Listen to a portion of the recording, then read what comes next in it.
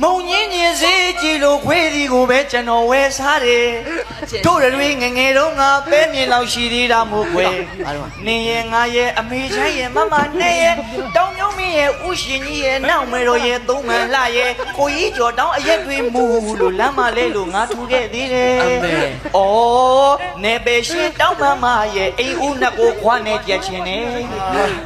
နောက်စားသားပို့ကောင်းတယ်အမေရင်ရင်ဟာဥရှင်ကြီးရဲ့ဆောင်ကိုခဏဆိုငါကပြီးချင်းတွင်မြင်မှလေလို့စီတယ်နှကောင်းကြချောင်းမှာနော်ကွယ်အမေရွှေနှပေးလူတာငါတွေပေါ်တယ်ပုတ်ပါမယ်တော့ကြော်ကြောင်မှာထမ်းတတာချီချောကြကရဲ့ဘိုးဘိုးအောင်လန်းဆွဲတာထမင်းကျွပြီးဆောင်ကိုကြလာတယ်ကြည်မကောင်းစရာအကွယ်ဗီဒီယိုကြည့်ရတယ်လို့နှကောင်းကနေတယ်38မိနစ်အကုန်လားကြည့်တယ်မောင်တင်တယ်တောင်းကဖဲဖို့ပြင်းပြီးမြင်ဘူးအောင်ဆိုအပြေးလာကြည့်တာခလုတ်တိုက်ခါလဲအပေါ်ကထမင်းသူ့ပေါ်လာဆွတ်တယ်